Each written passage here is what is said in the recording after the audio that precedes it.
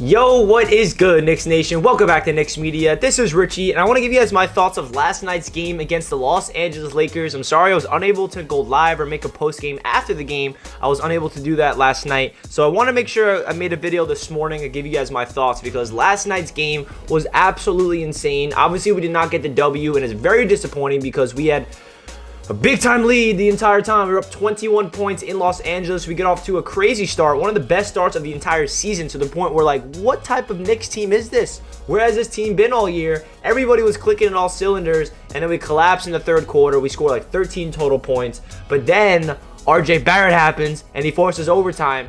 And listen, very deflating defeat, but in this video, I want to give you guys my thoughts about why this game should give some Knicks fans excitement for the future simply because of one man, and that's RJ Barrett, because he is the future of this franchise. I've been trying to tell you guys on this channel for so long. And what RJ Barrett just did last night is he didn't just prove it to Knicks fans, he proved it to the entire world that RJ Barrett's on the rise and he's coming, because that game was on ABC. It was nationally broadcasted to the world. Everyone saw what RJ Barrett's capable of. Not only did he have a career high 36 points, but he had back-to-back clutch buckets to force overtime to will the Knicks back to get a chance to win in overtime. But obviously the Knicks fell short and they lost to the LA Lakers and LeBron James. So let's get right into the video, guys. If you're not subscribed, make sure you do so. I got so much Knicks content coming your way leading up until the trade deadline, all the way throughout the regular season, all the way throughout the offseason. You guys know what's good. Make sure you guys smash that sub button if you want to check me out over on Instagram and Twitter. That is at nyknicks_media. I appreciate that, guys, and let's jump right into it. So only two players really showed up for the Knicks last night, and that's RJ Barrett and Julius Randle. I love what I saw from Julius Randle last night. I feel like he had a great game, one of his better games of the season, obviously. I know down the stretch he didn't have a couple good plays in the clutch, but Julius Randle, you know, you can't really ask for more from him. If you look at his stats, 32 points, 16 boards, 7 assists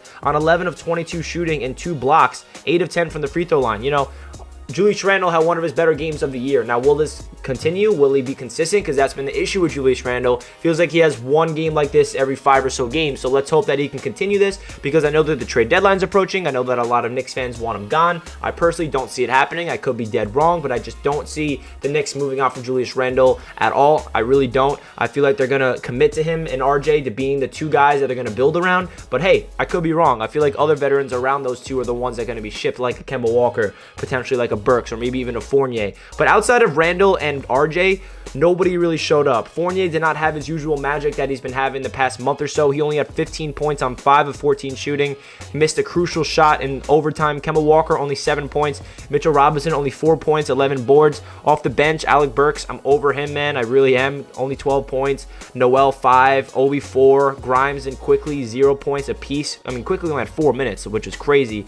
But when we're going up against a team like the Los Angeles Lakers with the healthy LeBron James, we need help. We can't just have two guys doing everything, and that was really the story last night. It really was unfortunate.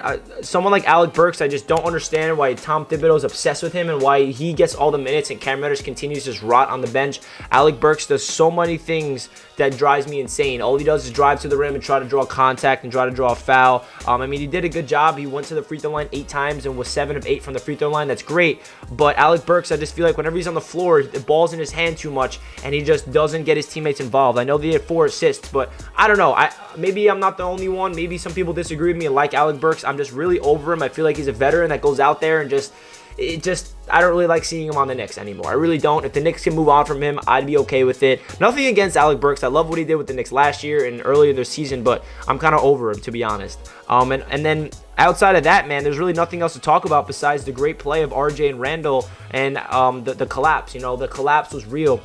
In the third quarter, we let Malik Monk turn into Steph Curry. He outscored us by 18 points to 13. Us as a Knicks team scored 13 points in the third quarter. Malik Monk scored 18 points of his own. So that's just embarrassing. You cannot let that happen. I really thought this was going to be a coming out party for the Knicks, getting a big time win. First game on the road on this West Coast trip against the Lakers on ABC, but no, we fall short. So let's just get into what I really want to talk about in this video. More importantly, is that RJ Barrett, because what RJ Barrett did last night should give Knicks fans a lot of excitement for many reasons, because Not only did he have 17 points in the first quarter, which was crazy, he just came out of there, hit a three-pointer right away, had another three-pointer, had a bucket down in the paint, and all of a sudden he had like 12 points in the first couple minutes, and then he finished off the first quarter with 17 points. He got off to a great start, and RJ Barrett did not stop. RJ Barrett had a phenomenal game all the way throughout, and then when it counted the most, this is why I love RJ Barrett, because he has the mentality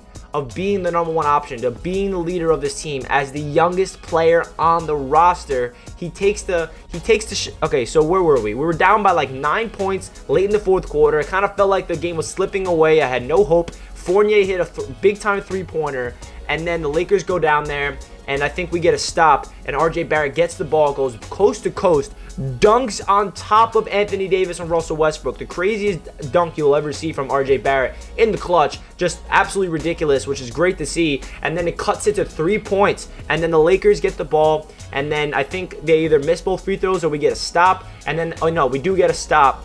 They shoot it, they miss. And then RJ, I think Fournier gets the rebound. Fournier goes down the court. There's 10 seconds left. Mike Breen's on the call, hands it to RJ. RJ fires a three-pointer in rhythm with the hand in his face. Bang! RJ Barrett ties the game. Mike Breen with the call, the GOAT, and RJ Barrett just absolutely willed this Knicks team to overtime single-handedly as a 21-year-old.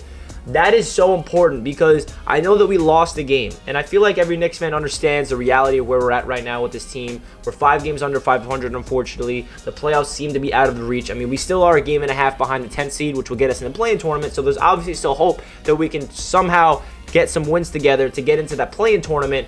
But the most important thing for me personally about this season is the development of RJ Barrett, and for him to showing Knicks fans and the rest of the league that he is the real deal. He's 21 years old. He's the youngest player on the damn team, and he's doing this. Career high 36 points on national television. Does not shy away from the big matchup. He told Coach Thibodeau before the game, I want to be guarding LeBron James. I want to be guarding the best player on the planet Earth, and I want to take on that challenge. That is a 21-year-old fearless mindset. That's someone that he idolized growing up. LeBron James gave him his credit. LeBron James dapped him up after the game. LeBron talked about RJ after the game, saying that I remember when he was in Toronto in high school, people were saying that he's the next big thing. I've been following RJ ever since then.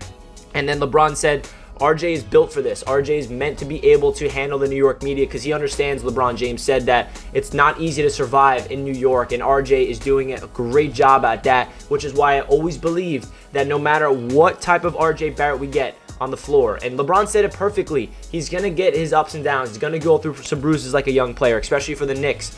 And he just needs to learn how to stay even keel, and that's exactly what he's done. Whenever RJ Barrett has a slump, you never see him get too upset. Whenever he gets really high, like he's been this past month, he's never too high. He's even keel. He has the perfect mindset for someone that's going to develop his game and become a star for the Knicks for the future. He needs to get that rookie extension after this year, and I'm really excited to see what RJ Barrett did last night, because that really showed the rest of the league that RJ Barrett's here, and he's here to stay, and hopefully he will be the Knicks franchise player for years and years to come. And then Julius Randle, of course, I mentioned him earlier, but he deserves some credit tonight, man. Last night, 32 points, 16 boards, 7 assists. He just played with more energy tonight. He played with more, urgency. You could tell that he wanted this game. You could tell that he was going, he was attacking, he had confidence in his shot, and that's a really good sign for Julius Randle. So let's hope that this can continue. It's not one of those games where, I'm going up against my former team, the Lakers, and I feel more motivated, and then you just go back to, doing what he's doing for the rest of the year, the next couple of games. So let's hope that this is a trend in the right direction for Julius Randle. But yeah, guys, I want to make this video recapping the game and give you guys my thoughts about why RJ Barrett should give Knicks fans a lot of excitement for the future. Man, was that a fun game to watch, even though we did lose. I don't even know how we got into overtime. I thought it was over with a minute left. RJ dunks on 2 people. RJ ties the game. Love it. But man, we got a lot of work to do. Trade deadline approaching. Stay tuned for content. We'll see what happens on Thursday. I got a lot of things coming your way. That does it for this video, guys. Comment your thoughts, and I'd love to hear what you guys have to say down below. Don't forget to like the video if you guys enjoyed. Then I'll catch you guys in my next one. Let's go Knicks. Peace.